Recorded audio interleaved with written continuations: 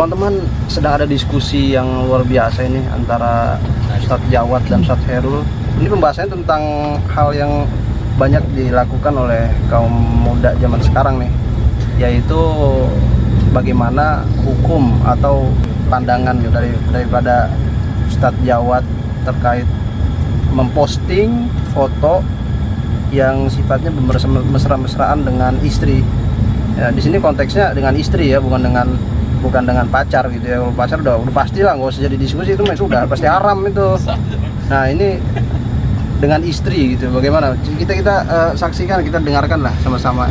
Bagaimana Pak Khairul ini juga operator dari kameramen sekaligus konten kreator Al Niyabah TV? Nggak ada saat nggak ada Al Niyabah TV. Oh iya, Niyabah TV maksud gua saya. Gimana Pak Khairul? Jadi saya mau nanya nih Ustadz Djawad. Oke. Tipe keromantisan apa yang boleh di-share di media sosial, Ustadz? Wah, ini apa sangat mengikuti perkembangan zaman di pembahasan gini. Oke. Lanjut Ustadz Djawad. Supaya keromantisan ini tidak salah jalan gitu kan. Gimana Ustadz? Ya, sebenarnya romantis itu syariat ya. Bahkan dicontohkan oleh Nabi Muhammad SAW. Dan Nabi Muhammad juga sebenarnya romantis beliau sama para istrinya, ya, istri-istrinya.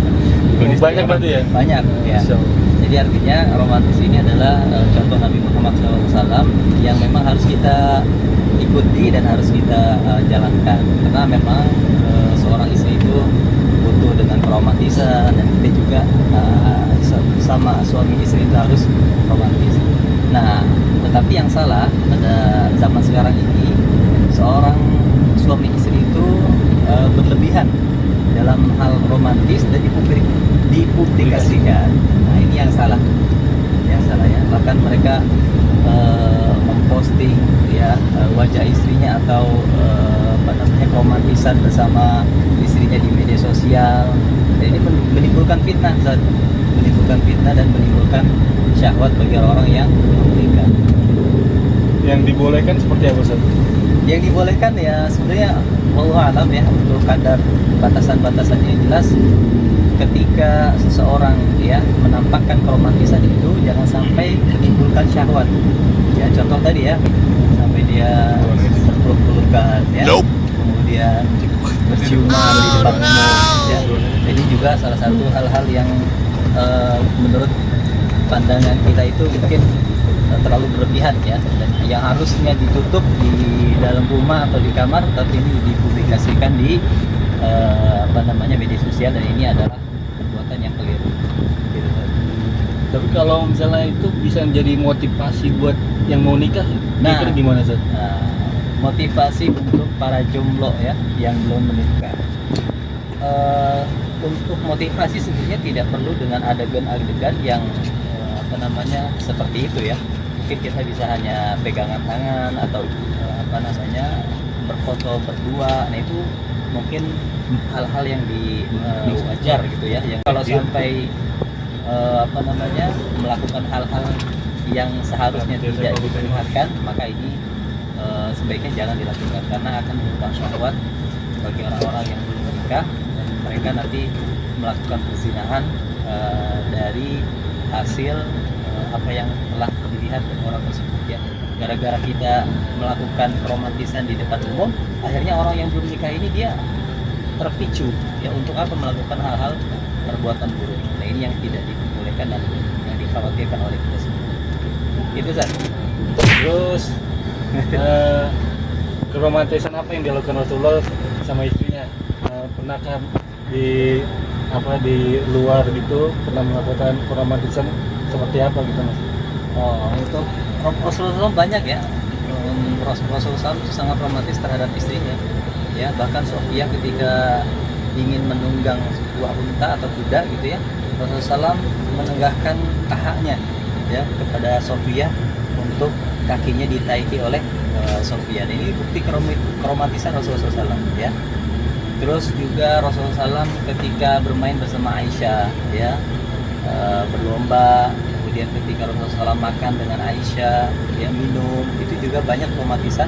Tapi romantisan itu yang dilakukan oleh Rasulullah SAW itu diriwayatkan oleh Aisyah. Artinya Aisyah mengatakan bahwa saya begini begitu, tapi tidak dipraktekkan di depan umum. Itu romantisan yang dilakukan Rasulullah SAW itu tertutup, tetapi ada riwayat dari Aisyah yang mengatakan demikian. Makanya kita tahu ya bahwa Rasulullah SAW itu sangat romantis dan sangat mengerti wanita gitu ya. Masya Allah. Ini harus kita pelajari ya, karena seorang laki-laki itu memang cenderung cuek gitu ya saya. Kemudian bisu ya, tidak mau bicara terhadap istrinya, apa yang harus dilakukan kepada istrinya, ini bingung kadang-kadang. Nah ini sebenarnya sudah banyak contoh dari Rasulullah SAW tentang rumah tangga, terutama menghadapi istri, menghadapi anak, dan menghadapi keluarganya. Ini banyak disampaikan dan dipraktekkan oleh Rasulullah SAW. Berarti dengan kata lain, berarti Aisyah sendiri yang mengetahui, orang para sahabat tidak mengetahui ya? Ya, untuk sebatas romantis yang tidak terlalu vulgar. Ya itu ya. Kalau misalkan tidak terlalu vulgar ya Rasulullah SAW itu mungkin di luar.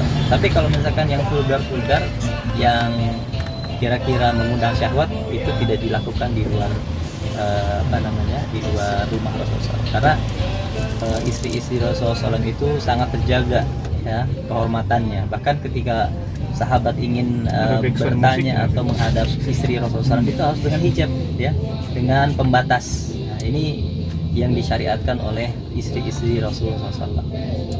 Berarti nggak sembarang ya kita mempublikasikan keromantisan sama istri kita di media sosial atau halayak luar. Betul ya.